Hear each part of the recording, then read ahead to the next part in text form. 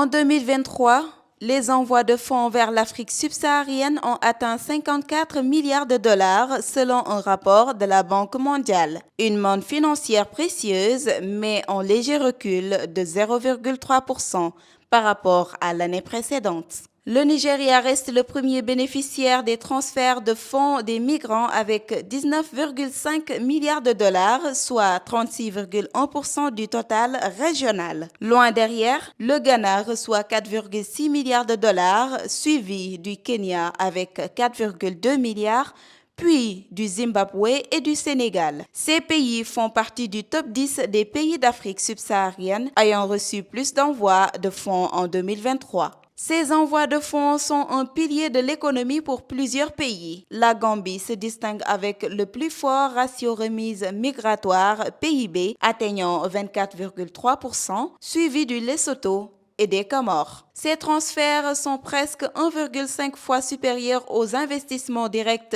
étrangers et se révèlent bien plus stables. Pourtant, envoyer de l'argent vers l'Afrique subsaharienne reste coûteux. Les expéditeurs ont dû payer en moyenne 7,9% pour un transfert de 200 dollars, un taux bien plus élevé que la moyenne mondiale. La Banque mondiale prévoit cependant une croissance de 1,3% des remises migratoires en 2023, un espoir pour des millions de familles dépendant de cette source de revenus. Au Sénégal, ces envois de fonds représentent un levier économique majeur. En 2023, la diaspora sénégalaise a transféré 1600 milliards de francs CFA, soit près du double des aides publiques au développement reçues. Face à une dette publique de 80% du PIB et des taux d'intérêt internationaux élevés, le gouvernement dirigé par Ousmane Sonko et Bassirou Diomaye Faye mise sur une nouvelle stratégie, les diasporas bons. Cette initiative vise à mobiliser ces fonds pour financer des projets structurants dans l'éducation,